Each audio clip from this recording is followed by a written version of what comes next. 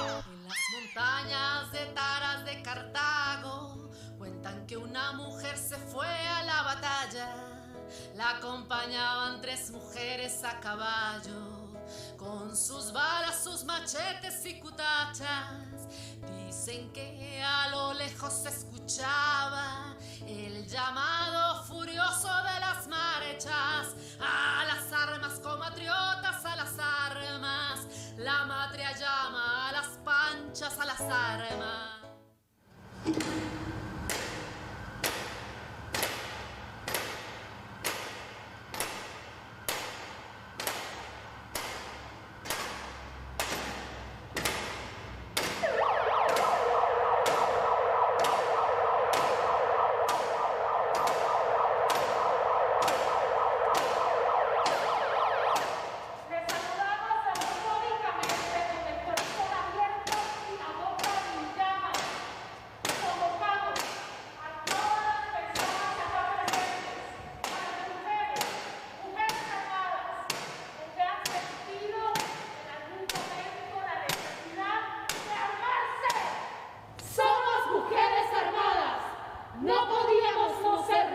Porque nuestro cuerpo es arma, bala, rifle, cuchillo, machete, gas pimienta, puño con llaves, gritos, palos, sombrillas, ladridos, gesto con la varita, acción, reacción, palabra.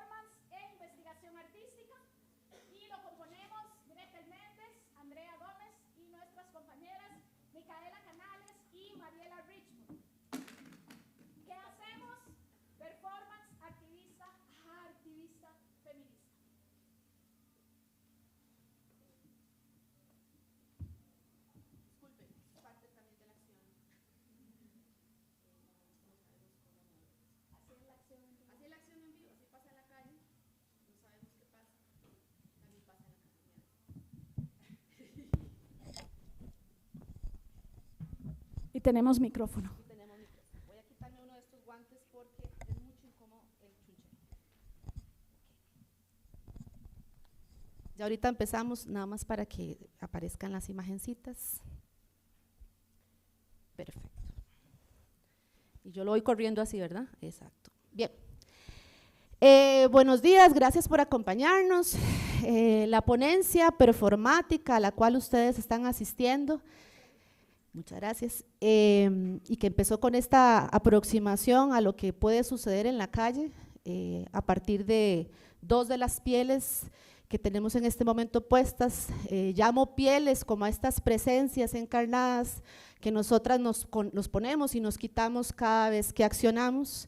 Estas pieles, representadas un poco a través de estas indumentarias, van cambiando a lo largo de los años, porque también responden a quiénes somos en cada momento. Aquí, por ejemplo, tenemos la piel de las luchonas, Andrea tuvo la piel de mujeres armadas antes, y en el centro está la piel de la Pancha Carrasco. La ponencia se llama Hartas rastreando nuestras huellas hartivistas, y lo del H no es un error ortográfico, es porque viene del hartazgo, ¿verdad? En la calle, y lo de la calle tampoco es un error, es un juego de las palabras. Los tres elementos que queríamos compartirles, que ya lo hicimos un poco, de la genealogía, quiénes somos y qué hacemos, y lo que yo les voy a compartir ahora tiene que ver con el punto 2, que hemos encontrado en colectivo en estos años desde la práctica artivista del presente situado. Nuestro deseo justo de poner el cuerpo en la calle como escenario de lucha, nos llevó al encuentro desde la práctica con dos conceptos. Uno que ya veníamos trabajando hace rato cada una por separado, que es el concepto y el campo de conocimiento, que es el performance, y la segunda tiene que ver con el artivismo. El artivismo se convirtió en una sombrilla donde nosotras encontramos un lugar a eso que hacemos en la calle. Ahora, la conexión entre arte y política no es nueva, ¿verdad?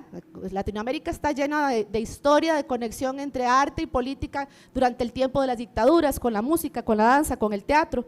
Hay conceptos, digamos, que existieron inclusive antes, digamos, del concepto artivismo, como resistencia cultural, imaginación radical, guerrilla de la comunicación o arte de acción.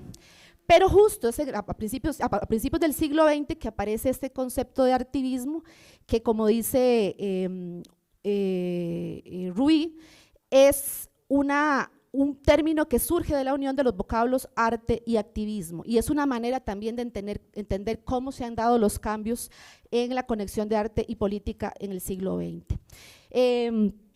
Aquí hay una cita, digamos, de artivismo, de Rubí. El artivismo es una práctica híbrida que combina la aproximación artística basada en el proceso estético con el enfoque instrumental que busca resultados que es propio del artivismo. El activismo artístico señala que para cambiar el poder es necesario cambiar el punto de vista y viceversa, para cambiar de punto de vista es necesario cambiar el poder. Ahora, nosotras encontramos no solamente la sombrilla del artivismo, sino también la sombrilla al artivismo feminista, que eso que hacemos pertenece a algo que se llama como artivismo feminista. Aquí hay una cita de Vidaseca: las artes como la performance son poderosas maneras de crear epistemologías feministas. La performance reconstruye saberes sociales sobre el cuerpo, es una forma de repensar las identidades y el rol que tiene lo racional y lo corporal en la formación de los saberes. Si la traducción es una forma de trasladar y poner en contacto distintos saberes, el cuerpo de la performer se vuelve un sitio privilegiado para llevar a cabo esa traducción. En los artivismos feministas se ha identificado la necesidad de nuevas formas de representación de los cuerpos de las mujeres. Tal como plantea Josefina Alcázar, la fuerza del trabajo de las artistas, del performance, radica en la resignificación del cuerpo y su transformación en el espacio de la crítica. En su cuerpo y por medio de su cuerpo expresan su realidad, convirtiendo el cuerpo en un sitio de creación y liberación. En este ejercicio de traducción que plantea Vidaseca, por ejemplo en esta cita que yo les leí, como operación de traslación, la performance permite repensar las identidades y desde ahí generar nuevas narrativas, desde donde presentarnos, representarnos, recontarnos y hackear aquellas que ya no nos representan. Una de esas formas que hemos encontrado de representación o de resignificación o de pensar otras formas de presentarnos en la contemporaneidad tiene que ver con la conexión cuerpo y arma, y ha sido uno de los elementos que nosotros hemos identificado en nuestras estrategias de acción.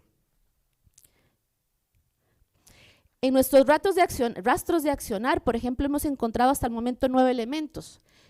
No vamos a profundizar sobre todos ellos porque es imposible, no nos da tiempo, pero por ejemplo les voy a hablar, ya les hablé del activismo un poquito, del performance activista feminista, y voy a hablarles un poquito de lo que es el cuerpo armado. La metáfora del cuerpo armado o el cuerpo como arma nos ha resultado poderosa como imagen de resistencia. Hemos hecho uso de objetos armas, como ustedes ven, los guantes, bueno, hoy no trajimos los rifles, pero hemos utilizado machetes, rifles, cuchillos, tijeras. Sin embargo, el concepto de arma se expande más allá de su materialidad concreta, se extiende como elemento poético, político y simbólico, a través de diferentes soportes o medios como el cuerpo, el texto, imágenes en movimiento en la calle, el video, la instalación o mediante la generación de una santa en lucha, como ustedes ven allá. Ella de alguna manera es la representación, nos reúne a todas las mujeres en la calle, se ve como si fuéramos nosotras. Es de alguna manera un poco la parodia de que somos como, somos a imagen de semejanza de Dios, pues somos a imagen y semejanza de la Santa Luchona. Santa Luchona, bien. Nosotras en estas imágenes en movimiento de cuerpo armado no nos interesa generar una apología de la violencia, porque algunas veces nos han dicho, pero ¿por qué usan armas? Qué violento, qué feo, tacatá. No, sino como una problematización de la violencia a través de la acción performática. Otro de los elementos que hemos encontrado para la construcción de estas imágenes en movimiento, de estas pieles, tiene que ver con el trabajo de los archivos. Hemos expandido esta idea del archivo como algo que es para guardar una materialidad solidificada, etcétera, sino que también la idea del archivo más que responde a este giro de archivo que se da en el siglo XX, ¿verdad? Más la idea de un archivo que se puede activar y actualizar y que puede hablar con el presente. Hemos encontrado un camino metodológico para la acción activista feminista en el ejercicio de la revisión, resignificación y actualización de archivos vinculados a representaciones de mujeres combativas, imágenes de cuerpos armados de mujeres, ya sea a través de figuras históricas como en el caso de la Pancha Carrasco, o bien el imaginario de esta tica linda, ¿verdad?, vestida como de folclore que ustedes vieron, o bien tomando prestadas prácticas culturales como la procesión de las cintas de Code Oriamuno, pero ahora resignificada, ¿verdad?, con todo el respeto por supuesto, tomando algunos elementos desde una mirada feminista. Igual los exvotos, utilizamos esa práctica cultural y la resignificamos, hicimos exvotos desde una mirada feminista. Las licencias que permite la práctica artística y activista nos dan la posibilidad de generar nuevos sentidos posibles a partir de los archivos existentes. Tal como plantea Taylor, la reiteración en el performance no tiene por qué ser mera imitación, sino que incluye la posibilidad de la transformación en el ejercicio de la reiteración. Lo dejo por acá y Andrea va a seguir en otros puntos que tienen que ver con la calle.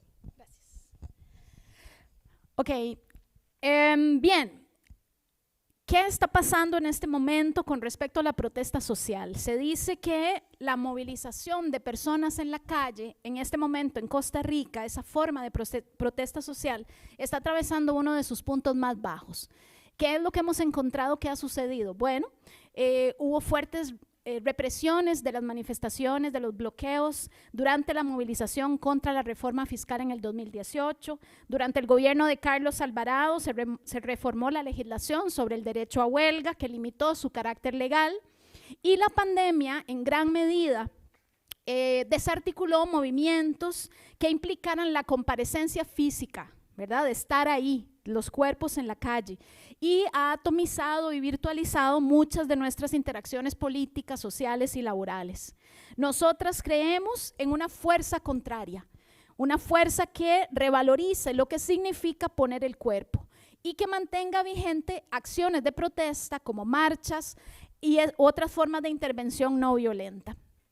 Políticamente, la manifestación es una disrupción, disputa la calle, detiene el tránsito, pausa el mercado, ralentiza la producción, y en el caso de las movilizaciones feministas, resignifica la calle como, al menos temporalmente, la convierten en un lugar seguro cuando resulta ser un lugar habitualmente inseguro. Nosotras como artistas miramos las formas en las que los movimientos toman la calle. Y vemos cómo estas formas, la manera en la que se traduce la protesta a la calle, ha venido cambiando decididamente en las últimas décadas. Por ejemplo, sostenemos que las movilizaciones multitudinarias más grandes, más significativas que suceden actualmente en Costa Rica son la Marcha de la Diversidad y la Marcha del 8M. Y sabemos que alrededor de consignas como Ni Una Menos, el movimiento Me Too, la lucha global feminista ha transformado las maneras en las que estas expresiones aglutinadoras toman la calle. Por ejemplo, la marea verde por el aborto o performances transnacionales como Un violador en tu camino.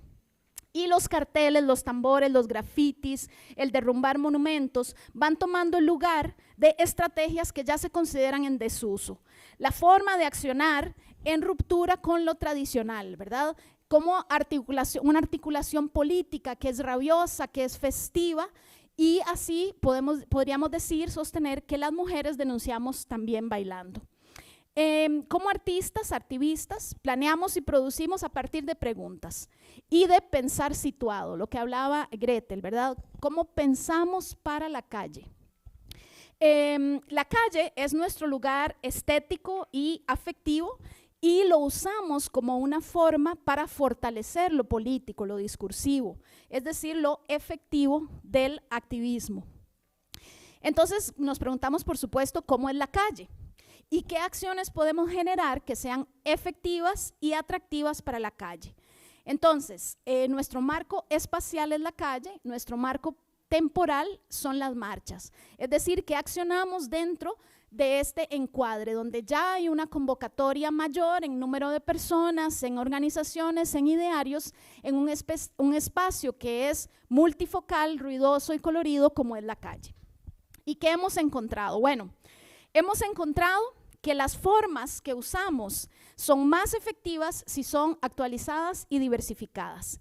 Y creemos que ustedes, las nuevas generaciones, la gente más joven, en el caso particular de nuestro trabajo activista, las mujeres o las disidencias sexogenéricas se sienten convocadas ideológicamente por la causa, ¿no? Por las ideas, pero que también se sienten movidas por formas que sean performáticamente atractivas y contenedoras. Creemos en la creación de imágenes que son llamativas, cuya poética sea de amplio acceso, es decir, que muchas personas pueden mirar y sentirse atraídas o sentir que no requieren mucha explicación, ¿verdad? O que tengan un significado muy intrincado. Y decimos que creamos imágenes deliciosas que se puedan comer con los dedos de un solo bocado, ¿verdad? Que no haya mucha explicación, mucha hablada en torno a lo que estamos haciendo. En el caso específico de la imagen y el culto de la Santa Luchona, el elemento de la constancia nos ha funcionado mucho, que ella haya aparecido varias veces en el marco de movilizaciones feministas o de otras causas vinculadas a la justicia social, con diferentes formas de aparición, porque a lo largo del tiempo ella y nosotras hemos cambiado de movimientos, textos, canciones, música o vestuario. Otra cosa que hemos hallado es el generar música y cantos que puedan ser colectivizados. Partimos de referencias conocidas, por ejemplo, el ritmo de la cumbia o la sonoridad vocal de rituales católicos en las letanías o los salmos, o tomar como base una canción que ya es conocida, se modifica la letra, tenemos una voz solista y un coro que la gente puede cantar, que puede replicar, que puede seguir.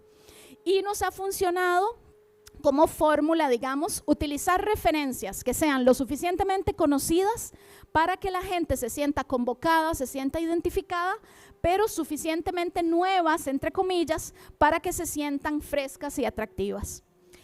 También nos interesa proponer fusiones entre sagrado y profano, como una procesión carnaval, y aquí intervienen decididamente el elemento del humor y el elemento de la parodia, porque para nosotras, y creemos que para la gente en general también, es fundamental divertirse, y creemos en la potencia disruptiva de la alegría como una forma de convocatoria y de disrupción. También nosotras somos 4 personas y nos preguntamos cómo vernos más grandes, cómo ampliar nuestra presencia en la calle. Entonces, en el caso de la Santa Luchona, como Gretel decía antes, las cintas de colores que la hacen llamativa también la hacen más grande en el espacio, ¿verdad? Cómo ampliar su dimensión, cómo hacer más abarcadoras en el espacio, y esto también nos ha permitido convocar a otras mujeres a participar de nuestras acciones o con nuestras acciones o co-crearlas. Por ejemplo, con la música a través del trabajo con colectivos como Toca el Tambor, Chicas al Frente, la banda del Colegio de Señoritas. Y ese es un cambio fundamental en nuestra forma de pensar, porque muchas de nuestras experiencias anteriores vienen del teatro, pero sabemos que para la calle acciones pequeñas o textos centradas que pueden funcionar en un escenario no funcionarían. Hay que pensar distinto si el escenario es la calle. Y finalmente, nuestras decisiones políticas, por ejemplo, no nos tomamos fotos que no conlleven un mensaje político, el utilizar la mirada de la prensa con mensajes claros y contundentes, decidir a quién sí le damos una entrevista, a quién no, cuándo y con quién nos permitimos tomar fotografías, porque sabemos que la acción puede tener una reverberancia aún mayor en redes sociales y medios de comunicación, y también nos usamos a nosotras mismas para acompañar consignas de otros colectivos. Por ejemplo, acuerpamos y acompañamos y posamos con colectivos de mujeres trans, de mujeres migrantes, de mujeres indígenas. ¿Ya? Gracias.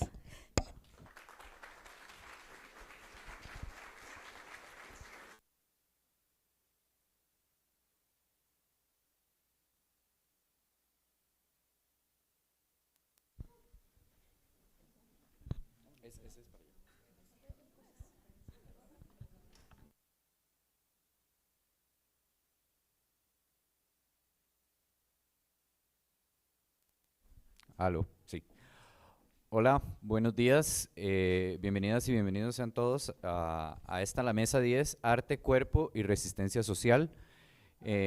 Yo soy Carlos Salazar, docente de la Escuela de Artes Dramáticas de la Universidad de Costa Rica, y voy a moderar esta mesa que empezó un poco al revés, justamente por el hecho de la conferencia performática que nos presentaban el colectivo Las Artas, llamada Rastreando nuestras huellas, artivista en la calle. Como ellas mismas lo dijeron, presentada por la máster Andrea Gómez Jiménez del Instituto Tecnológico de Costa Rica y la licenciada Gretel Méndez Ramírez de la Escuela de Estudios Generales de la Universidad. El colectivo Las Artas es un colectivo interdisciplinario de performance e investigación artística compuesto por Micaela Canales Barquero, Andrea Gómez Jiménez, Gretel Méndez Ramírez y Mariela Richmond Vargas. Con formación y experiencia en teatro, mediación pedagógica y artística, estudios del performance, diseño de vestuario, dirección de arte, escenografía, arte gráfico, escritura y poesía escénica, cuyas líneas de trabajo son performance art, estudios del performance, formas de archivo, investigación artística, feminismos, cuerpos y territorio. Los proyectos principales que han tenido son Mujeres Armadas, performance de la marcha del 8M del 2020, fotoperformance para la exposición virtual Recontarnos del 2020, curada por el colectivo guatemalteco La Revuelta Arte, fotografía, manifiesto y taller Women Challenging Rage del 2022, exposición Recontarnos, Rewriting Us de la galería Apex Art de Nueva York, Tras el rastro de Pancha, fotoperformance, sonido y objetos del 2021, parte de la exposición colectiva itinerante Emancipadas y Emancipadoras de los Centros Culturales Españoles de Centroamérica, curada por La Revuelta Arte. Las Luchonas, performance, marcha del 8M del 2021, Santa Luchona, la matrona de las que luchamos en las calles, exposición y activaciones en el Museo de Arte y Diseño Contemporáneo, una procesión carnaval durante la marcha del 25N del 2022 y la marcha del 8M del 2023 y la Gran Marcha Nacional 2023, con paso vencedoras, performance e intervención del espacio público en el 2023, conmemoración de los 100 años de la Liga Feminista Costarricense, y Florece en Nosotras, Carmen Lira y La Semilla Exiliada, performance del 2024 en el Instituto Cultural de México. Y ahora, para lo que resta de la mesa, tenemos a otros colegas investigadores. Vamos a tener la ponencia Artes Visuales y Política, aproximaciones al uso del cuerpo en artistas contemporáneos uruguayos, por el máster Federico Sequeira de la Universidad de la República del Uruguay. Artivismo feminista en Chile, una estrategia para la transformación social, con la doctora Mayra Freire Smith de la Universidad de La Plata en Chile. No, perdón, de Plata Ancha. Perdón, Marla, sí. Playa Ancha. Ay, aquí hay un error. Gracias, más bien. Y finalmente vamos a tener investigación y curaduría en la colección Estampa Artística, exposición de M68 a 50 años, 1968-2018, afiches de protesta de estudiantes de la Facultad de Artes y Diseño de la UNAM, por la máster Yula Cambronero Bonilla, de la Escuela de Artes Plásticas de la UCR. Ahora vamos a iniciar con la ponencia del máster Federico Sequeira. Federico Sequeira, Uruguay 1982, es doctorando en artes por la Universidad Nacional de La Plata en Argentina, con una tesis en proceso llamada Artes Visuales y Política en el Río de la Plata, siglo XXI, alianzas y disputas entre los campos artístico y social ante el avance de la Agenda de Derechos 2010-2020. Es magíster en estudios latinoamericanos de la Universidad de la República de Uruguay, con una tesis llamada Artes Visuales y Dictaduras, una mirada a las políticas culturales en el Río de la Plata, 1973-1985. Licenciado en Artes por la Universidad de la República, docente e investigador del Departamento de Artes, Sociedad y Políticas Culturales del Centro Universitario Regional Este, Universidad de la República de Uruguay, y sus principales líneas de investigación son arte y política, artes visuales, políticas culturales, institucionalidad cultural. Los dejo con el máster Federico Sequeira.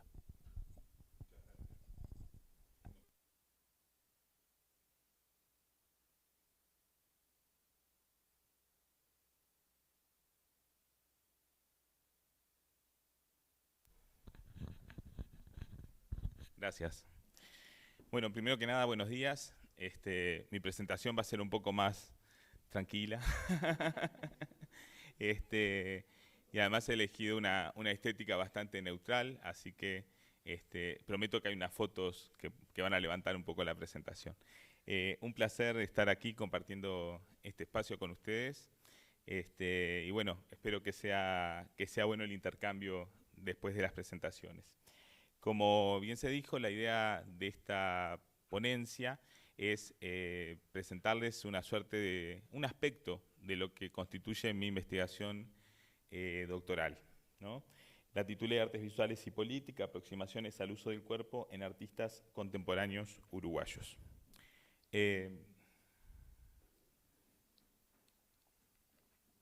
Ahí pasó.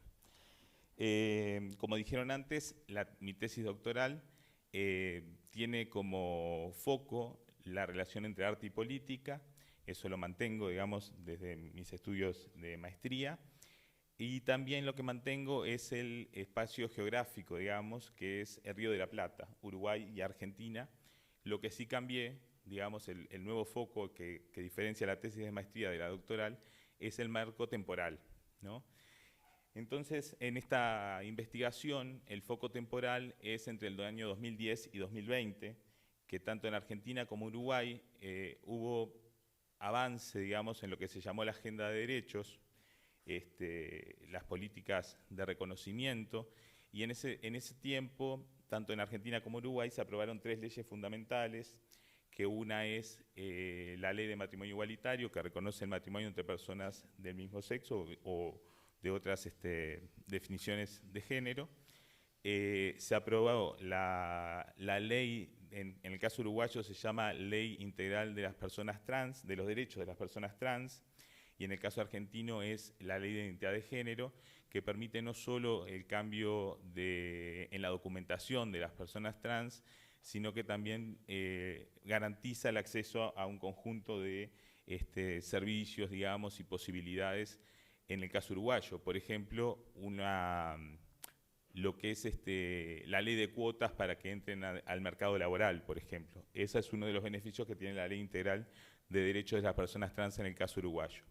Y la tercera ley es la ley de aborto, de interrupción voluntaria del embarazo, que se aprobó en el caso uruguayo en el año 2012 y en el caso argentino en el año 2020. En ese marco que hace a este conjunto de leyes que se aprobaron, lo que a mí me interesa investigar es, considerando que esas leyes son producto de una historicidad de los movimientos feministas y de las disidencias sexogenéricas, fundamentalmente histórica, ¿no? Cómo lograron articularse esas manifestaciones sociales, ese acumulado social, en un contexto de gobiernos progresistas que generaron el reconocimiento de los derechos. Entonces, cómo eso que se produjo en el campo social y político, ¿no?, dialogó con el campo de las artes visuales, el campo tradicional de las artes visuales. Entonces, indagar en las configuraciones, reconfiguraciones, diálogos, tensiones entre las manifestaciones de artivismo, como las que ustedes representan, y lo que son los espacios legitimadores y legitimados de las artes visuales. Entonces, en eso es donde a mí me interesa poder hacer foco, ¿no? Bueno, ahí hay algunos conceptos teóricos. Dentro de lo que es esta gran investigación, un aspecto en el que hago foco, y lo que voy a presentar hoy tiene que ver con eso, es en esas prácticas desde el campo de las artes visuales, qué lugar ocupa el cuerpo, digamos, en esas expresiones de los artistas, ¿no? Qué lugar ocupa para enunciar lo político, el cuerpo, pero desde la producción del campo formal, digamos, o legitimado de las artes visuales. Entonces, bueno, hay conceptos ineludibles, digamos, que yo no voy a profundizar ahora, pero los podemos comentar después, como el concepto de cuerpos abyectos de Judith Butler, la idea de la construcción performática del género, ¿no? Este cuestionamiento del determinismo biológico en cuanto al género, ¿no? Después el feminismo en un sentido interseccional, esto que hablaban ustedes cuando presentaban, ¿no?, de ese vínculo entre los movimientos feministas y los movimientos de las disidencias sexogenéricas y esa solidaridad de los movimientos feministas con los movimientos de las personas trans, por ejemplo, en cuanto a las luchas. Bueno, es esta concepción de un feminismo amplio, digamos, interseccional, que digamos, atraviesa las definiciones de género, pero también atraviesa las definiciones de raza, política y demás. Ese es un concepto central e importante para analizar esto. Y después la idea que propone Rita Segato de territorialidad de los cuerpos, ¿no? Los cuerpos como un territorio de disputas. Los cuerpos de las mujeres hay mucho, bueno, desde ahí es donde ella lo habla, ustedes lo saben. Pero bueno, es toda la cuestión de las marcas en el cuerpo, las marcas de la violencia patriarcal, y bueno, eso también es un concepto importante para poder abordar estos temas. Dentro de la investigación doctoral, yo, como es un doctorado en artes y además es el interés, las entrevistas dentro del trabajo de campo las focalicé en artistas argentinos y artistas uruguayos contemporáneos, que tuvieran en sus obras, en sus producciones, algún vínculo con esta idea de cuerpo. Y lo que voy a presentarles hoy es una selección de algunos de los artistas uruguayos que entrevisté, que me parece que dan un poco esta idea y que van a permitir, sobre todo, poder intercambiar después y pensar. Entonces, la pregunta dentro de la pauta de entrevista que les formulaba es qué reflexión le merece y qué lugar ocupa en sus prácticas artísticas el cuerpo. Y ahí voy a presentarles 5 artistas. María Mascaró es una artista contemporánea. Me parece importante decir también que en esta definición o en esta conceptualización de arte contemporáneo es importante ver el proceso de los artistas, ¿no? La obra entendida como un proceso. Entonces, mostrar hoy una imagen es simplemente para ponerles un ejemplo, digamos, de algo que se puede entender en cabalidad cuando uno analiza el proceso de determinado artista o determinado colectivo artístico, ¿no? María Mascaró, además de ser una artista contemporánea, es decir, no encasillada en ningún medio, digamos, sí es performer básicamente, pero también indaga en otras expresiones, en otros lenguajes y otros medios.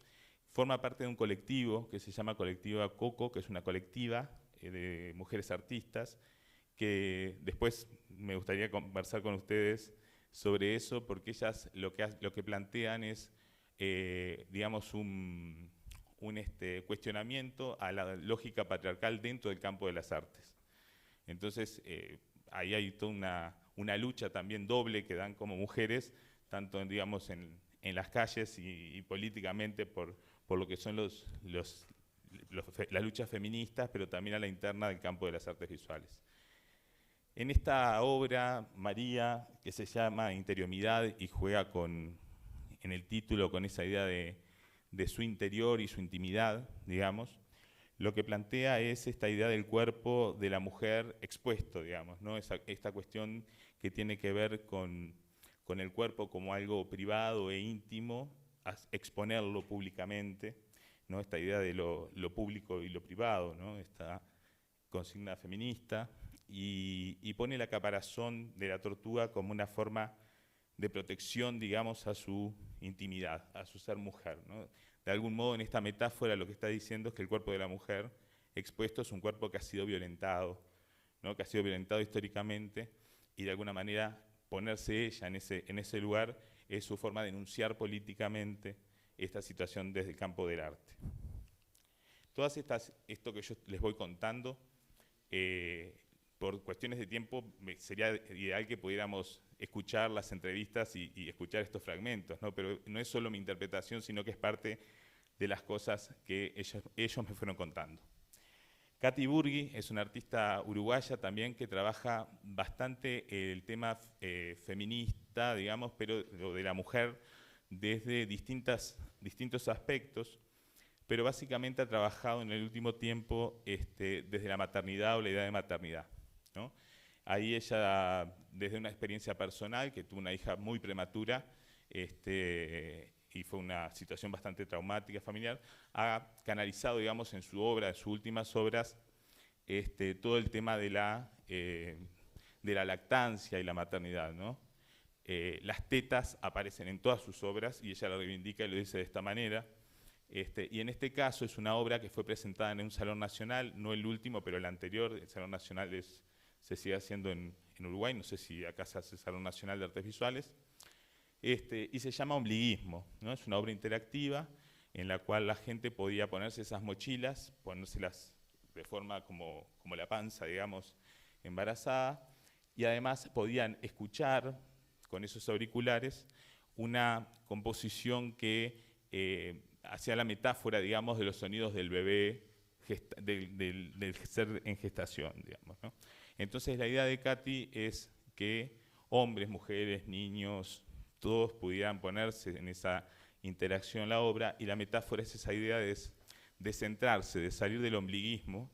No sé si acá se usa esa metáfora, cuando una persona es ombliguista en Uruguay, tiene que ver con la cuestión de mirarse a sí mismo y poder asumir un rol colectivo, de cuidado colectivo de la vida, ¿no? Entonces la metáfora de Katy va un poco por ese lado. Dani Umpi es un artista bastante reconocido a nivel regional, fundamentalmente en Argentina y Uruguay, es uruguayo, y es absolutamente polifacético. Es escritor, es guionista, bueno, muchas de sus obras se han llevado al cine en Uruguay y Argentina, es músico, es performer, y básicamente lo que hace es, si uno ve la obra de Dani en proceso, ve que todas las expresiones tienen que ver un poco con todo, ¿no? Y entonces él toma como referencia a Hélio Oiticica del tropicalismo brasilero, no concretismo brasilero, en su obra Parangolés, que es la foto que estamos viendo acá, ¿no? Que es una obra de Oiticica del 65, y Dani Umpi construye estos, digamos, parangolés, que son collages, son papeles. Sí, creo que llego. Son collage, digamos, que va generando su propio vestuario. Es papel y cinta adhesiva lo que va haciendo, ¿no?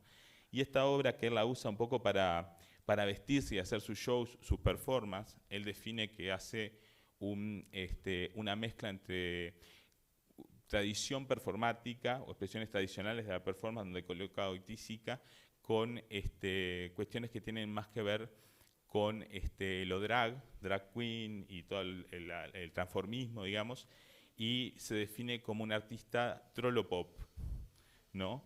Entonces, Dani Upia es muy provocador. Pero es interesante ver el proceso después que estos vestuarios asumen unos collages, la forma de collage monumentales, colgados así en exposiciones en espacios. Entonces, tiene todo que ver un poco con toda su obra. Fabricio Guaraña, La traba conchificadora, esta obra es un performer uruguayo que es drag queen y lo que hace es, de alguna manera, asumir esa identidad femenina en un cuerpo no femenino, digamos, para, desde un lugar provocador, poder hacer enunciación política y crítica, pero también a través del humor, y es bien interesante en su actitud provocadora permanentemente. Y llega incluso a ser bastante radical en sus transformaciones, por ejemplo, no sé, en una obra, él es portador de VIH, hizo todo un circuito de transfusión, digamos, de su propia sangre, en esa metáfora que puso el cuerpo. Entonces el cuerpo está siempre ahí presente, tiene un poco que ver con esas estrategias más radicales de los años 60 y de la performance de los 60. Pero bueno, también es parte de esta selección. Y por último, quería mostrarles la obra de C. Viñolo. C. Viñolo, en el 2006, ganó el primer premio del Salón Nacional con esta obra que se llama La vida es un flujo y reflujo, 2006-2041. Cuando ganó el premio, C. Viñolo era Cecilia Viñolo. Cecilia está transicionando actualmente de mujer a hombre, y esta obra representa todo un desafío por lo que la obra significa. El primer premio en el Salón Nacional Uruguayo es un premio de adquisición. Por primera vez en la historia ese premio fue una instalación performance. Es decir, cuando el premio es una pintura se puede adquirir, cuando el premio es una performance ya genera una complejidad. Y ahí viene la parte de la obra, es que la obra es un proceso, 2006-2041 son 35 años, en los cuales Cecilia se comprometió, hoy sé, a anualmente representar la performance. Es decir, el museo adquirió la pecera, digamos, y la tierra. Y Cecilia tenía que venir una vez por año a hacer su performance. Entonces, la parte de la idea era que en ese flujo y reflujo, el cuerpo de ella, como mujer, iba envejeciendo, ¿no? Entonces la obra del 2006 no iba a ser la misma del 2041. Pero a su vez, ahora tiene otra variable, que es que Cecilia no es más Cecilia, es C, ¿no? Entonces, en el 2041 seguramente va a ser otra obra, incluso de la que estaba planificada. Entonces, resulta bien interesante y es un artista que ha dejado de producir obra en términos materiales, y la materialidad de su obra es su propio cuerpo, está dedicada 100% a la performance. Como reflexiones totalmente para tirar algo para poder conversar, es interesante decir que, bueno, que el cuerpo constituye una herramienta para los artistas y para los artivistas y para la gente en los movimientos sociales, muy potente para la enunciación de las causas feministas y de las disidencias, ¿no? Esto sucede tanto en el campo del arte como en el campo social, político. El arte tiene, por supuesto, por su posibilidad metafórica y su capacidad de condensar sentido, mucho sentido en una acción concreta, una amplificación de esa posibilidad, ¿no? Es decir, el arte constituye una forma potente de poder decir estas cosas. Tiene que ver con estas cuestiones que ustedes hablaban también, de que los límites son porosos, ¿no? Entre lo que es el campo del arte y el campo social. Entonces, esto que ustedes decían de hacer imágenes deliciosas, ¿no? Tiene que ver con eso, con condensar en algo que puede jugar hasta con el humor, en dar un mensaje que es profundo y que es subversivo también, en el sentido de subvertir el sentido patriarcal o el sentido dominante. Y por otro lado, una pregunta, y tiene que ver con algo que me gustaría conversar también con ustedes, que es que actualmente, por lo menos en estos casos que yo investigo, estoy hablando del campo legitimado de las artes visuales, que en los últimos años se ha mostrado abierto a estas manifestaciones. Los salones nacionales, por ejemplo, se premian, no llama a nadie la atención que se pueda premiar una performance que tiene que ver con las temáticas feministas o de las disidencias sexogenéricas. Cabe preguntarse si el campo se amplió, si el campo es más democrático, si el campo se transformó a partir de esas causas, o si el campo en realidad lo que está haciendo es abriendo esas posibilidades para mantener su propia hegemonía y su propio control sobre el campo. Entonces, estas cosas son las que a mí me interesan compartir con ustedes y poder plantear esta conversación. Muchas gracias.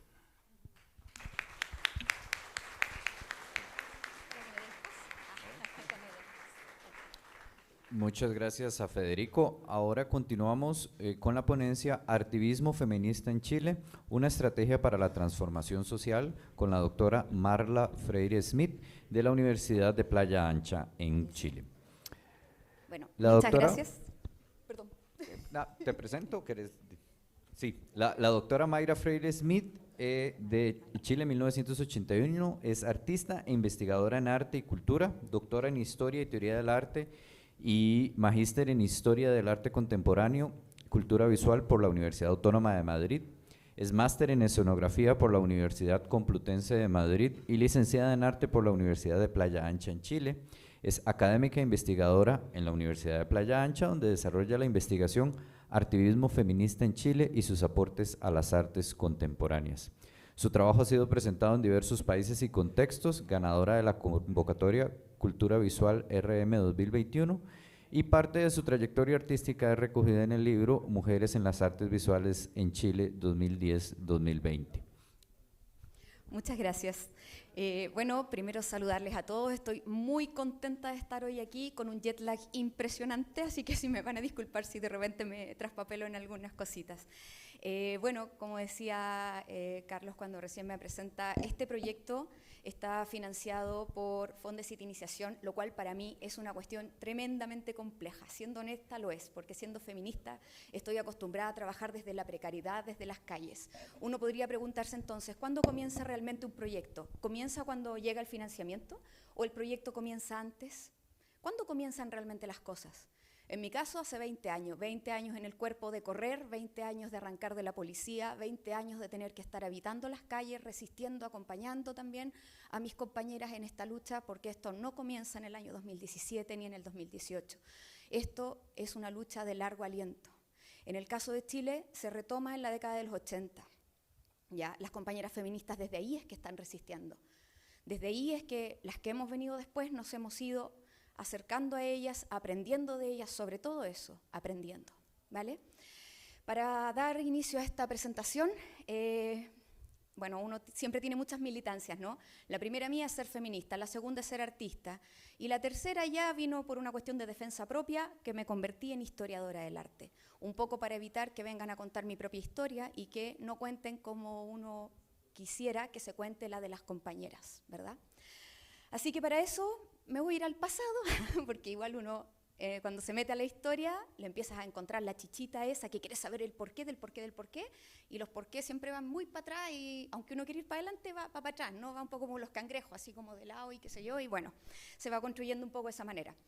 1873, Martina Barros es la primera mujer que refiere al derecho a voto de las mujeres.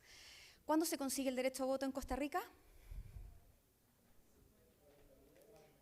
49, ¿verdad? Como en Chile. Tenemos una historia muy similar y muy distinta, con todas las particularidades y colores y gradientes que pueden haber entre medio. Pero van a ver cómo sí se parece a nuestra historia, al menos en estos ámbitos. De Martina Barros aprende Domitila Silva y Pérez, que funda la Alianza de Mujeres Democráticas de Aconcagua, y encuentran que no existía ninguna prohibición para que las mujeres se pudiesen presentar y aparecer en la papeleta para ser votadas. Pero el patriarcado y sus múltiples estrategias, 10 añitos, 11 para ser exactos, se preocupan de crear el artículo 40, número 8, que prohíbe ser candidatas. No solo votar, sino que también poder ser candidatas, ¿vale? La Alborada, nos ubicamos en 1905 con Carmela Geria, una dirigente del norte de Chile que funda este periódico, siendo muy joven, donde reivindicaba el trabajo de nosotras, de las mujeres trabajadoras, y lo amplía no solamente a cuando recibes un salario, sino lo que significa realmente el trabajo, ya sabemos, en la casa, ¿no? Lo doméstico, el cuidado, ¿verdad? Le siguen la Asociación de Costureras en 1908. Las costureras asociándose ahí, peleando por sus derechos y extendiéndolos más allá de lo que significa nuevamente el recibir un salario. Aparte hay algo muy bonito ahí con eso de ser costurera y estar cosiendo, ¿verdad? Es como remendar constantemente. Luis Bourgeois decía que era la reivindicación del perdón, un poco esto del hilo y la aguja, ¿verdad? Bonita esa imagen para pensarla. Belén de Zárraga, Teresa Flores, crean espacios para o de reflexión feminista. Estamos hablando en el norte de Chile, ¿ya? Elena Cafarena, unos años después, crea el MEMCH, que es el Movimiento de Emancipación de las Mujeres Chilenas. 1935 se consigue el voto municipal, 1949 el voto presidencial y varios gestos feministas más. Julieta Kirwood, cuando nos dice en la década de los 80, democracia en el país y en la casa y en la cama. Salían con lienzos, imagínense lo que en los 80 significaba hacer esto en un contexto dictatorial, donde además había una reivindicación desde el punto de vista feminista. 1983, esta imagen que habla de democracia ahora, movimiento feminista en Chile, insisto, plena dictadura. Luego se va creando también en dictadura la Casa de la Mujer La Morada en el 83, Casa de la Mujer de Valparaíso en el 86, Radio Tierra en 1991. Revistas más con fondos, quiero decir, como estas que son puntadas con hilo, comunicación de mujeres, pero también tenemos el anarcofeminismo y en Valparaíso sobre todo es muy potente. Ahí teníamos el colectivo Las Clorindas. Clorinda es una marca de cloro o lejía. ¿Entienden lejía? ¿Cloro? ¿Sí? Algo con que las mujeres se les llamaba constantemente a limpiar, limpiar, limpiar, limpiar. Y ellas toman la apropiación de la marca de la lejía, que se llamaba Clorinda, y se hacen llamar Las Clorindas. Porque para muchos el olor a cloro es el olor de nuestra infancia, el olor de nuestras madres, de nuestras abuelas, porque era el olor que tenían en sus manos cuando nos acariciaban. Entonces nos damos cuenta que aquí hay una cuestión muy emotiva también, ¿verdad? Pero ellas, desde esa rabia movilizadora que caracteriza el anarcofeminismo, se hacen llamar Las Clorindas y crean este boletín que es La Gata Clora, ¿ya? Donde ya llamaban al aborto, insisto, década de los 80, que hace poquito se le había quitado. Bueno, se realiza el Encuentro Latinoamericano Feminista en Cartagena en el 96 y la fuerza que adquieren los distintos feminismos autónomos en toda América Latina va dejando sus huellas, ¿verdad?, en distintos países. Se crean coordinadoras como la Memoria Feminista, Coordinadora Lésbica, Red Chilena contra la Violencia de Género, coordinadora también Ni Una Menos, la coordinadora 8M también. ¿Y qué hay en todas ellas? Y todo lo que hemos visto hasta ahora, que me he pasado la historia súper rápido, ¿verdad?, nos habla de un compromiso feminista con larga data, ¿ya? Sobre todo la palabra compromiso es lo que nos mueve, es lo que nos hace salir a correr y tener que andar corriendo constantemente, ¿verdad? Y hoy este compromiso feminista que ya tiene larga data encuentra el eco en las calles. Artivismo. Las compañeras de Las Hartas comentaban que era esta fusión de arte y activismo, ¿verdad? Realmente es un neologismo, es una palabra que en la academia todavía no está aceptada, lo cual hace que mi proyecto, yo que todavía no entiendo cómo fue financiado, porque está escrito con gasolina, les juro, y comienza con la palabra artivismo, ¿vale? Quizás también por eso mismo, porque la academia, con todo, es algo que igual necesita ser un poquito hackeado, ¿verdad? Coincidirán conmigo que hay muchos aspectos de la academia que hay que patearlos, dinamitarlos, rehacerlos, volver a hacerlos, con amor, por supuesto, pero a veces la dinamita con amor es necesaria. El neologismo arte y activismo nos habla de la evidencia públicamente, las violencias naturalizadas, ¿verdad? Eso es lo que hace el activismo, pudiendo cambiar lo normado, nos presenta una posibilidad.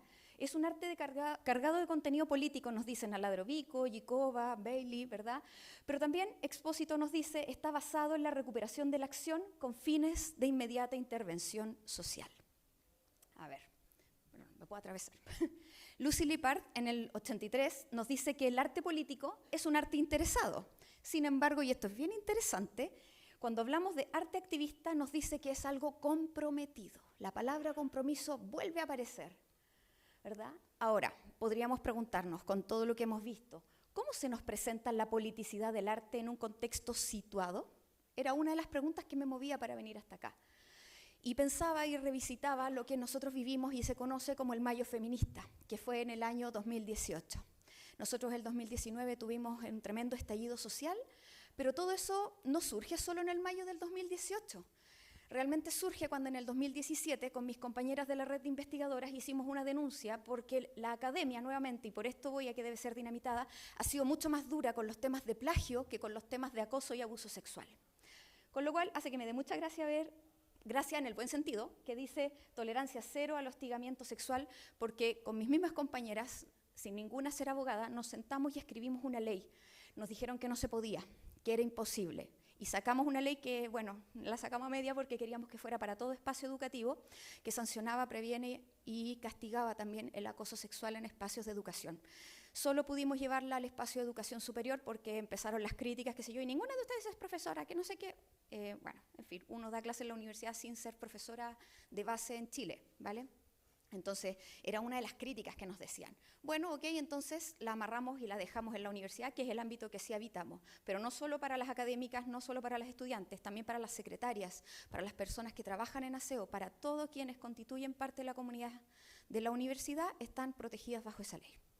Entonces, mayo 2018, tu cuerpo no es tu consumo. O sea, perdón, decía, mi cuerpo no es tu consumo, ¿verdad? No más acoso en el aula. ¿Por qué vuelvo sobre el mayo feminista y me refiero al 2017? Porque empezamos a hacer pública una serie de situaciones de acoso y abuso sexual que tenían lugar en Chile, en el sur, en una universidad que no voy a decir ahora porque estamos grabando, pero ¿para qué? Fue complicado y nos cayó una demanda muy grande. Ahí fue cuando dijimos y nos dimos cuenta que si haces la funa, tienes que primero denunciar y después funar si quieres, pero no al revés, porque la ley se te vuelve en contra, ¿vale? Hicimos un par de talleres así como clandestinos escondidos para explicar esto, porque muchas personas que sí habían sufrido acoso y abuso, ¿saben lo que es funa, verdad? Sí, funaban primero y después iban y denunciaban y se les venía en contra el proceso legal. Es terrible, pero si no conoces ese detallito, carajo, ya. Bueno, da lugar y está ahí en mayo del 2018, el mayo feminista que conocemos, ¿verdad? Politicidad del arte es un concepto que aparece cuando uno mira estas imágenes, cuando habitas esas calles, cuando tienes que salir corriendo en el fondo, cuando estás ahí, ¿ya? Te das cuenta de la politicidad del arte y como expresión cultural y política lo que le une es el cuerpo, o en realidad lo que lo evidencia, y del cuerpo como un espacio comunicativo y relacional junto con la calle, ojo. No es el cuerpo solo como cuerpo, sino que es un espacio relacional también. Desaparece un poco el cuerpo como individuo, se transforma en un cuerpo que es quizás más colectivo, ¿verdad? Pronto llego a ello. ¿Cómo vamos de tiempo? Dios mío, ya. Tiempo es relativo, dicen por ahí. Y yo tengo jet lag. Vamos. Bueno, otra de las preguntas puede ser, ¿cómo la potencia feminista nos permite desplazar límites y jerarquías en sus nociones de propiedad y extractivismo de lo común? Esto del extractivismo es un tema súper interesante porque hoy en día todos estamos contribuyendo a subir datos, subir nuestra vida, duplicar nuestra vida. Eso es el extractivismo de lo común. Hoy en día además tenemos que estar un poco siendo nosotros productores de nosotros mismos en todo ámbito, ¿verdad? Y eso, carajo, son 2, 3, 4 veces más pega, más trabajo del que ya hacíamos. Recordamos a las compañeras de las tesis aquí en el Centro GAM, ¿verdad? Y todo el revuelo que causaron. Pero también recordamos a las compañeras de las diosas justicieras. Ay, me faltó una letra ahí. Cuando dicen, somos las nietas, ojo esto, eso está en el cartel de atrás, que es de una belleza tremenda. Somos las nietas de las indígenas que no pudieron colonizar, ni siquiera de las brujas que no pudieron quemar, de las indígenas que no pudieron colonizar. Esa fuerza, esa rebeldía, el saber que la potencia feminista se te presenta desde ahí también porque sabes que hay que cambiar algo, no sabes cómo, pero sabes que hay que hacerlo. Y en ese no saber cómo hacerlo es que se están produciendo los cambios, ¿verdad? También veíamos a las compañeras que estaban ahí con maricas contra el extractivismo, ¿verdad? Chile tenemos fuerte ese problema. Potencia feminista vista desde la mirada de Verónica Gago como un contrapoder que nos hable de la capacidad deseante, desplazando nociones de jerarquía, por supuesto. Se visibilizan las demandas. 18 de octubre del 2019 en Chile, el estallido social subraya las inequidades sexogenéricas. Y tenemos acciones como, por ejemplo, esta del 8M, el plano de metro de Red de Mujeres, donde nos dice la huelga feminista va. Es un plano de metro donde se incorporan muchas mujeres que han sido evidentemente omitidas, no olvidadas, que no es lo mismo. La omisión requiere un acto de saber lo que estoy haciendo, ¿verdad? De omisión de mujeres importantísimas dentro de la historia del país, desde, no sé, Julieta Kirkwood, Gladys Marín, Luz Donoso, Isidora Góngora, Hija de Perra, Yanequeo y varias más. Aquí está el plano escrito a mano. Luego el plano de Red en Lucha en el año 2021, cuando cambian el nombre de las compañeras por consignas como Yo te creo, no más travesticidios, como no más AFP, por Internet libre, seguro y gratuito, ¿verdad? Son demandas que nos permiten estar comunicados. Podríamos decir, ¿qué tiene que ver Internet aquí? Bueno, lo decían las compañeras y lo dice también José María Lasalle, la hipermediatización es lo que ha hecho posible que muchas de estas demandas se visibilicen, pero también sean compartidas en distintos países. Y nos damos cuenta que lo que nos pasa en un lugar también pasa en otro, ¿verdad? Lo que nos decía en los 70 Carol Hanich, con lo personal es político, carajo que es cierto. Otra más, 2024, plano contra la violencia patriarcal, donde tenemos nombres de distintas mujeres que fueron asesinadas producto de la violencia machista. Aquí nos damos cuenta que esto de volver a nombrar de otra forma tiene que ver con resignificar la memoria y con escribir una historia propia también. Vemos aquí el nombre en una de las estaciones de metros que también fueron intervenidas, de la misma forma en este caso con el nombre de Violeta Parra. Pero también ocurrieron cosas interesantes en este estallido y tiene que ver con el derribamiento de esculturas, pero también el derribamiento de la historia colonial. ¿Por qué se derribarían acaso la cabeza de un tal Dagoberto Godoy y se la van a colgar a al monumento de Caupolicán? Le cuelgan la cabeza de un colonizador. Aquí se tira el busto de Pedro de Valdivia en Temuco, ¿verdad? Y vemos, aquí hay una mujer mapuche, la reconocemos por sus vestimentas, por las ramas de canelo, ¿verdad? No la vemos, pero bueno, hay que entender más ese código ahí. Bueno, ya, en fin, es una mujer mapuche, ¿ya?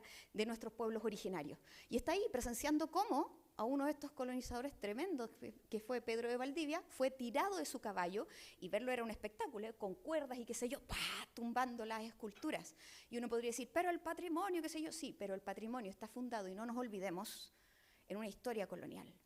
¿Cuándo vamos a cuestionar la propia palabra patrimonio? ¿Cuándo vamos a repensar lo que significa realmente? ¿A qué nos lleva? Como cuando uno da clase lo del currículum oculto, ¿verdad? O sea, no sé cómo se llamaría esto, pero ¿qué conceptos ocultos lleva detrás esto? ¿Cierto? Y en su lugar, en algunos sitios, se instaló esto, que es la milanca, realizada en papel maché. Fíjense ustedes, la prepotencia de estas esculturas realizadas en bronce pesado, luego se pone una mujer de aguita, se le titula milanca, realizada en papel maché y puesta en el lugar de una de estas esculturas que ha sido tumbada. Poner el cuerpo, nos dice Marina Garcés, y con esto ya voy a ir cerrando, era una expresión intuitiva que señalaba una posición donde precisamente filosofía y práctica no se podían separar. Poner el cuerpo significa que solo se puede pensar actuando, y esto carajo que es cierto, ¿eh? Uno piensa actuando y actúa pensando, es así, y cuando estás en la calle es esa la forma, ¿verdad? Poner el cuerpo significaba también exponerse, arriesgar, no solo bordeando, traspasando los límites de la legalidad, sino también el de la propia vulnerabilidad. En un mundo de espectadores, clientes y consumidores, la vida solo podía volver a ser nuestra poniendo el cuerpo en común, haciendo cosas justas, compartiendo el tiempo y el espacio. Por eso pudimos llegar al Mayo Feminista, y aquí una de las obras que realicé unos años antes, ya llevándolo como un poco al terreno más individual. Como yo les comentaba, un camino que no comenzó con este proyecto, sino que comienza 20 años antes.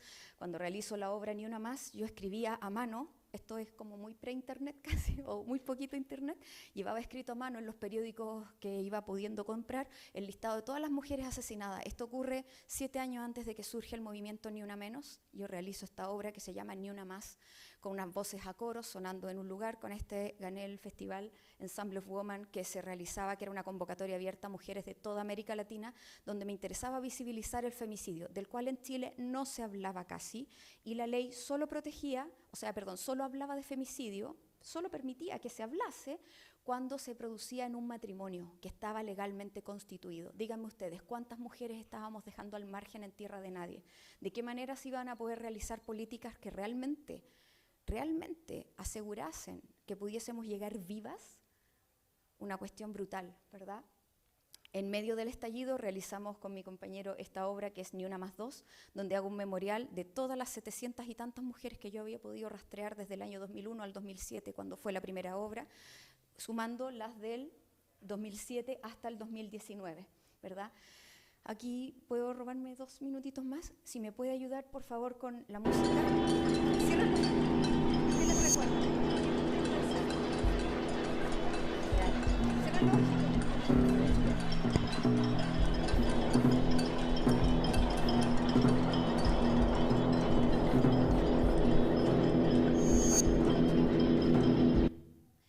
gracias. Ese era un extracto de lo que se vivía en Chile en ese momento, compuesto de forma musical. Pero ese era el sonido de las cacerolas sonando constantemente, las bocinas, los buses, todo pitando, todo pitando. Ese quemarlo todo que estaba ocurriendo en Chile realmente se estaba incendiando por todos lados. Lo estábamos quemando, se estaba quemando. Ahí había múltiples responsabilidades, ¿verdad? Pero nos habla de lo que ocurría en ese momento. Llega un punto en que en pleno estallido nos habíamos olvidado, nos habíamos olvidado como parte de un país que en algún minuto ya se dejó hablar de la violencia hacia las mujeres. Estaban las tesis, pero ya no se quería, no se hablaba. Había que ir a hablar de lo que habían saqueado, se realizaron muchos montajes, pero claro, ahora con el tema de los teléfonos, eso estaba siendo mucho más evidente, ¿verdad? El concepto de acuerpar, que nos habla de la acción personal y colectiva de nuestros cuerpos indignados ante las injusticias que viven otros cuerpos que se autoconvocan para proveerse de energía política, para resistir y actuar contra las múltiples opresiones patriarcales y colonialistas, racistas y capitalistas. Nos lo deja como concepto que ella acuña Lorena Cabnal, dirigente nicaragüense, ¿verdad? Y es lo que vemos que ocurre en las calles. Aquí está la foto sin censura, la que estaba en la portada más tranquila, aquí la vemos un poco entera. Y vemos el componente de la fiesta. Siempre está el gozo y siempre está la fiesta. Si hay algo que nos caracteriza en Latinoamérica es eso, ¿verdad? Ese feminismo. Aquí una arpillera de las compañeras de Memorarte que habían venido a la Universidad de Costa Rica hace como 2 semanas, no sé si alguien tuvo la oportunidad de conocerlas. Ellas trabajan desde la lucha del trabajar con la arpillera, que era algo que se hacía en dictadura, ¿ya? Pero ellas lo retoman con el componente feminista. Las acciones performativas desestabilizan las estructuras de poder y control, la rabia movilizadora es la que nos lleva a querer cambiar las cosas, ¿verdad? Y el reclamo se instala en la ciudad. Vemos aquí a las compañeras encarnando esta idea de brujas, ¿verdad? Que son las compañeras de diosas justicieras en el norte de Chile, ¿vale? Ellas, ¿qué es lo que hacen? Van a limpiar una plaza que es un espacio en disputa, un espacio que estaba lleno de personas que realmente mal vivían en ese lugar. Ellas recuperan la plaza y en ese tiempo en que están medio recuperándolas tiene lugar un asesinato que es el de Joyce Teles Avilés. Ellas, esta acción de recuperar la plaza, luego terminan convirtiéndola en la plaza Vivas Nos Queremos. Fue una lucha muy fuerte y esto es en honor a Joyce Teles Avilés, una mujer que fue asesinada en ese lugar para generar conciencia acerca de lo que es el feminismo, ¿verdad? Acerca de la violencia que sufrimos las mujeres y de la cual constantemente estamos tratando de zafarnos y por la cual estamos peleando, ¿verdad? Cuando digo sufrimos las mujeres, siento que nos estamos poniendo en una situación también un poco como a veces de víctima, pero es cierto, a veces también somos víctimas, ¿verdad? Pero peleamos contra eso también. Aquí las compañeras realizan una animita en honor a Joyce para recordarla. La idea de la magia, lo pagano que está presente, que lo tenemos súper en el cuerpo en Latinoamérica, ¿verdad? Y aquí vemos que hay un desbordar constante, las transformaciones y los cambios culturales se presentan y desde el activismo nos damos cuenta que podemos remecer cimientos culturales. Un par de trabajos de la compañera Memorarte y esta fue una de las últimas acciones más multitudinarias que tuvimos en el año 2020 cuando se escribe la palabra históricas, un poco jugando con eso de no somos histéricas, somos históricas, ¿verdad? 800.000 personas en todo Chile acuden a la marcha y aquí habíamos 400.000. Así que al diablo con el patriarcado, me despido con estas diapos que son el trabajo de las compañeras de Memorarte y este es el proyecto, está en marcha, tenemos para 3 años y muchas gracias por la paciencia y gracias por los minutos de más.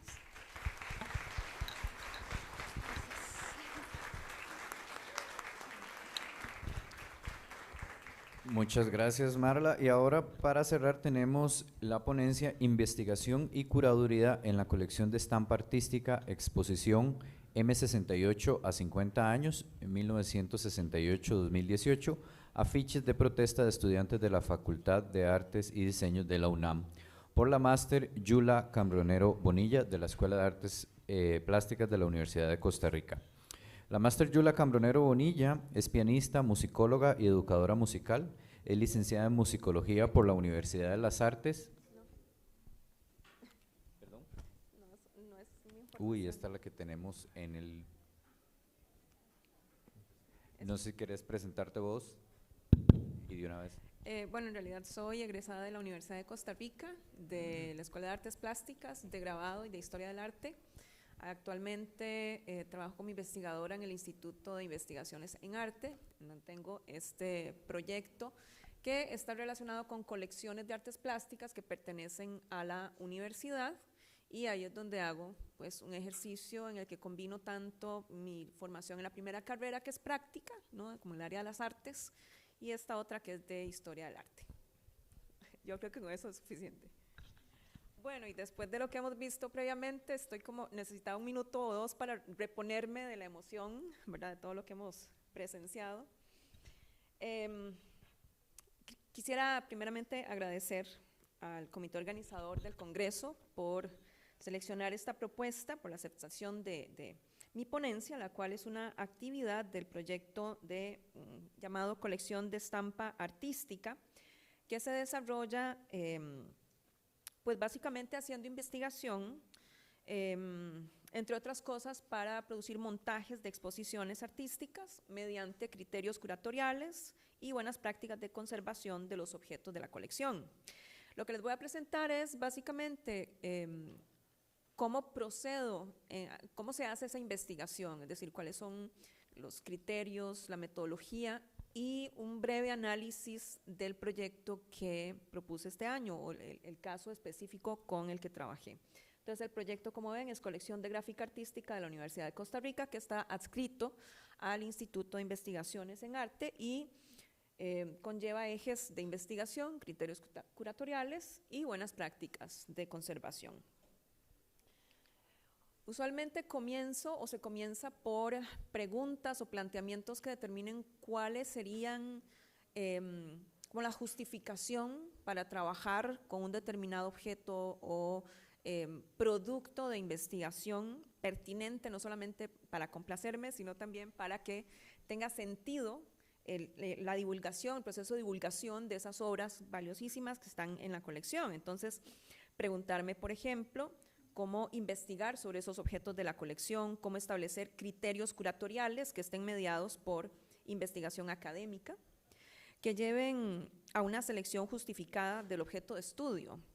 También cómo delimitar buenas prácticas de conservación para determinar las características de la exposición, es decir, el lugar y las condiciones del montaje, tienen que ver con las características de la galería, la seguridad, las condiciones medioambientales, el sistema de enmarcado, también lo que se requiere, por ejemplo, para elaboración de reproducciones de obras, materiales de divulgación, recursos didácticos como carteles, cédulas, catálogos, hacer divulgación en redes sociales, actividades de acceso al público como evento de inauguración o clausura, visitas guiadas, entre otras, y también identificar el tipo de producto académico que este objeto de estudio hace posible, con el propósito de evidenciar los resultados de la investigación y el alcance de objetivos y metas.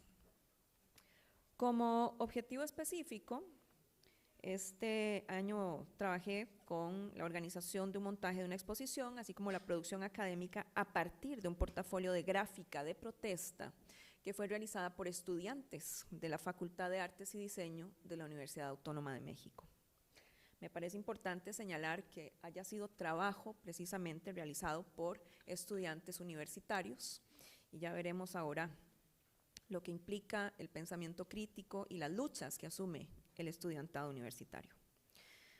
Me apoyo siempre en material bibliográfico. Yo creo que esa es como la inclinación del área de la historia del arte, ¿no? Tener siempre como una base, una fundamentación para justificar cada pasito.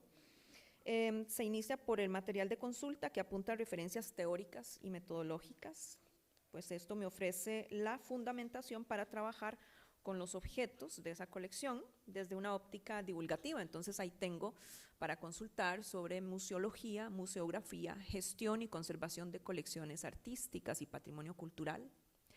Asimismo, cuando ya he seleccionado ese objeto de estudio, entonces trabajo con otro conjunto bibliográfico que va específicamente al tema.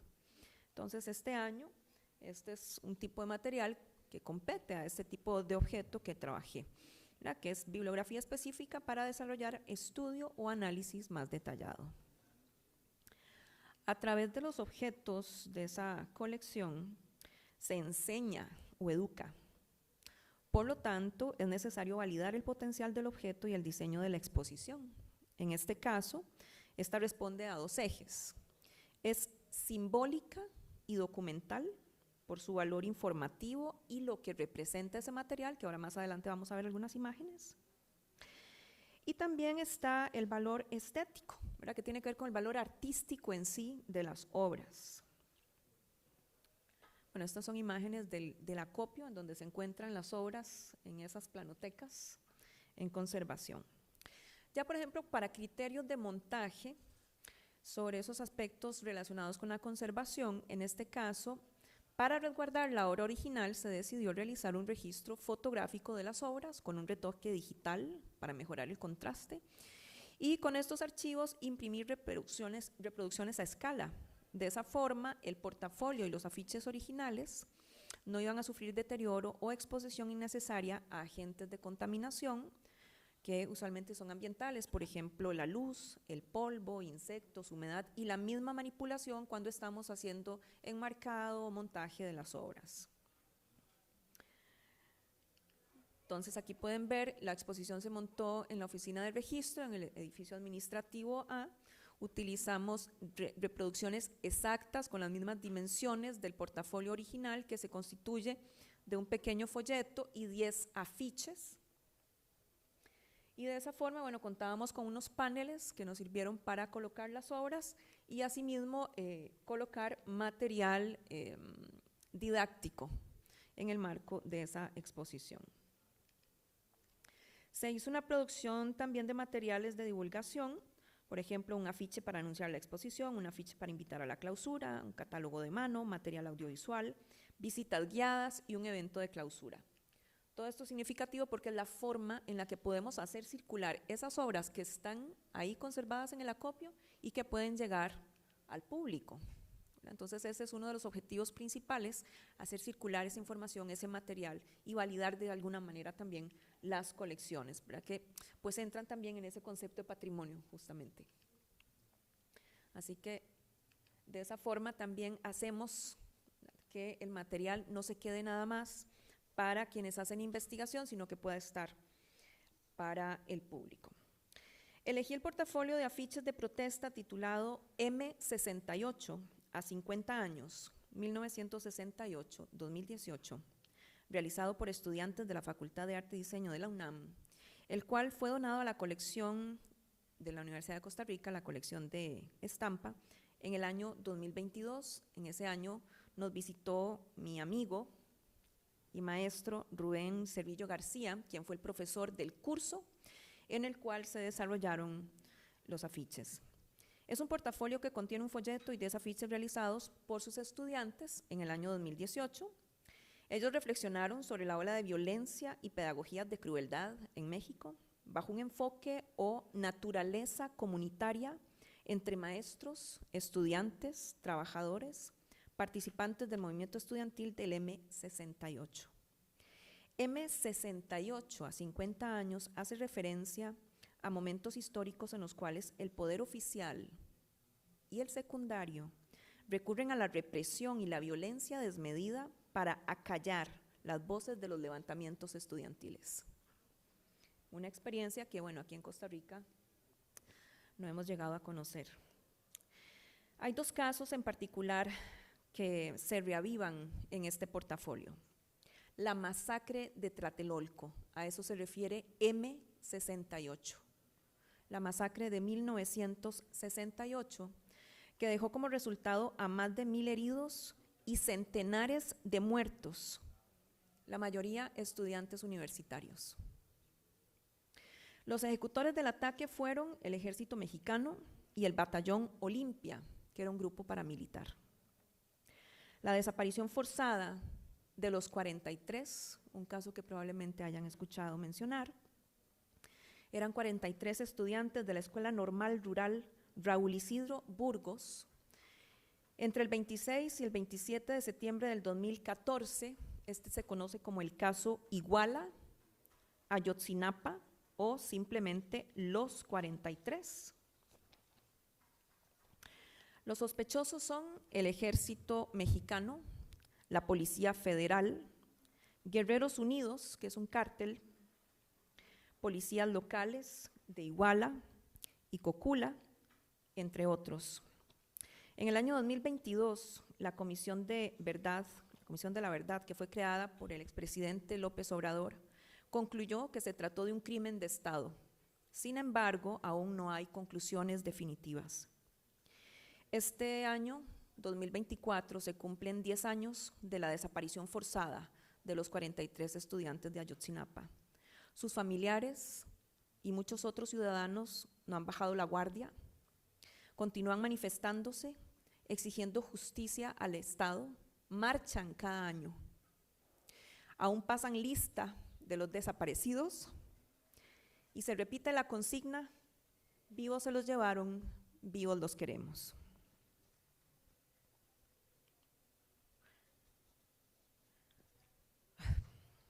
Un motivo fundamental para elegir este portafolio fue justamente el cumplimiento de una década de esa desaparición forzada de los 43 de Ayotzinapa. En medio de un proceso de investigación confuso, cuyas pesquisas aún no arrojan las pruebas necesarias para llevar a juicio a los responsables, sintiéndome motivada también por la creciente oleada de autoritarismos en América Latina, incluida Costa Rica, considero que amerita revisar, reavivar y acuerpar espacios de memoria colectiva en resistencia y cuestionarse cómo el arte se posiciona, cómo suma el discurso de protesta en la calle, con la gente, mediante imágenes y textos cargados de potencia. Y creo que en este caso particular también la fuerza del estudiantado universitario. Otros criterios de selección de este objeto responden al contexto histórico, pues este material se hizo honrando el legado del movimiento estudiantil del 1968, de la Escuela Nacional de Artes Plásticas, ENAP, hoy Facultad de Arte y Diseño de la UNAM, en el que también participaron alumnos de la Escuela Nacional de Pintura y Escultura, La Esmeralda, el IPN, Chapingo, entre otros. Otro dato significativo y quizá simbólico es que ambos colectivos estudiantiles trabajaron en los talleres de la antigua Academia de San Carlos, que hoy es la Facultad Autónoma de la UNAM. Es importante porque fue la primera Academia de Bellas Artes. También porque se confeccionaron las obras con material pobre, es decir, imprimieron sobre papel bond, sobre papel de construcción, bajo un sistema de circulación abierta, es decir, no tiene costo, se hace en grandes cantidades de duplicados de la misma imagen para que circulen entre la gente de forma gratuita y es autofinanciado.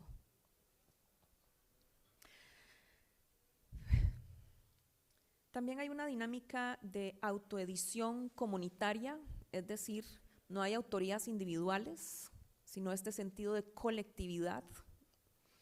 Y finalmente, porque a partir de lo que señala Julio César Chara, el antecedente del movimiento estudiantil de 1968 es el taller de gráfica popular, fundado por Leopoldo Méndez, Pablo Higgins y Luis Arenal en el año 1937, cuyo espíritu combativo persiste en la gráfica mexicana contemporánea. Esta obra que nos donó el maestro Cervillo tuvo como propósito estrechar lazos entre ambas instituciones, así como acercar a las comunidades estudiantiles y docentes que se dedican a la estampa o gráfica artística, incluso más allá de la institucionalidad. Este gesto dignifica nuestra colección en la Universidad de Costa Rica, ya que se le confía la preservación de esta propuesta llena de sentires que nos sitúa en el dolor y la memoria activa de nuestra hermandad mexicana, que permanece vigilante ante la crueldad y la violencia ejercidas al amparo del poder. Hace muchos años, por ejemplo, fueron criminalizados los talleres de justamente el movimiento estudiantil del 68 y desaparecieron muchísima de la producción que tenían, es decir, fue una manera de también silenciar, hacer desaparecer las imágenes. Creo que dichosamente, cuando hacemos este esfuerzo por también digitalizar, hacer circular las imágenes y sacarlas del pleno contexto y llevarlas a otros espacios para socializar y reflexionar, también nos sumamos a la lucha por la memoria y por la pervivencia de estas gestas. Este portafolio fue una labor colectiva que se produjo ante la interrogante: ¿Cuál es la responsabilidad de un joven creativo visual ante la situación política actual? Una situación política que reproduce mecanismos de represión y violencia que conducen a escenarios de muerte en donde las bajas fueron comunidades estudiantiles. Esta serie gráfica es protesta social. Apela a la mirada crítica sobre la verdad histórica, es decir, cuestionémonos cuál es la verdad histórica o las verdades. Dignifica el duelo y el derecho al reclamo por la justicia. Las imágenes que la componen no provienen de imaginarios ilusorios o de la inventiva de la gente, sino de la memoria incómoda, de los duelos compartidos entre una generación y otra, de la resistencia ante el olvido, porque aquí el olvido no suaviza nada, no apacigua, no calma el horror. La potencia de estas visiones se adhiere a las retinas como destellos en la oscuridad y que ojalá persistan hasta la justicia. Cierro mi participación con unas líneas del historiador del arte George Didi Uberman, tomadas de su publicación Desear desobedecer, lo que nos levanta uno. Amargas verdades, ideas demasiado puras. Levantarse, cuán evidente parece, y sin embargo, qué difícil. Incluso doblemente difícil, porque hay que sacudir las amargas verdades del mundo que reina en torno nuestro, y por tanto, sobre nosotros.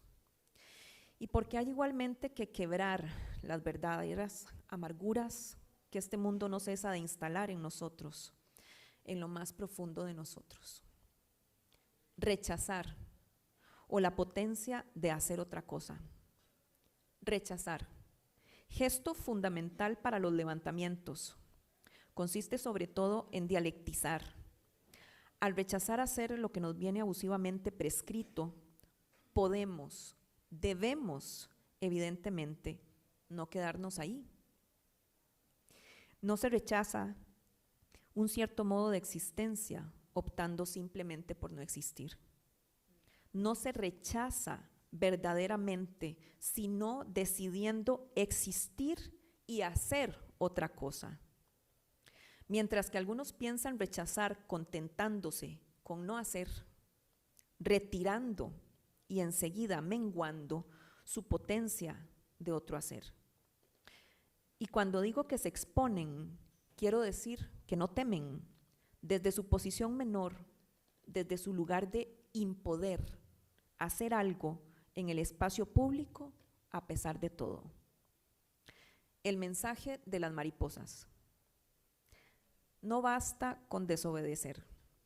Es urgente también que la desobediencia, el rechazo, la llamada a la insumisión se transmita a otros en el espacio público.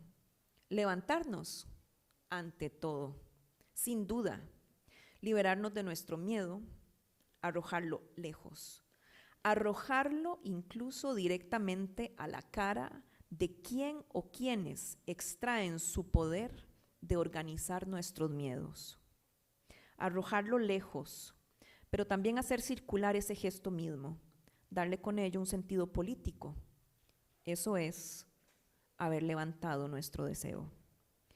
Es haberlo cogido y con él su expansiva alegría para lanzarlo al aire de manera que se extienda por el espacio que respiramos, el espacio de otros, el espacio público y político entero. Muchas gracias.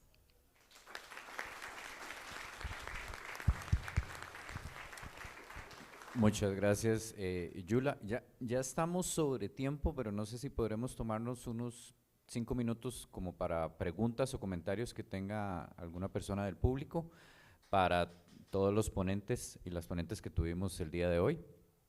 Acá tenemos una.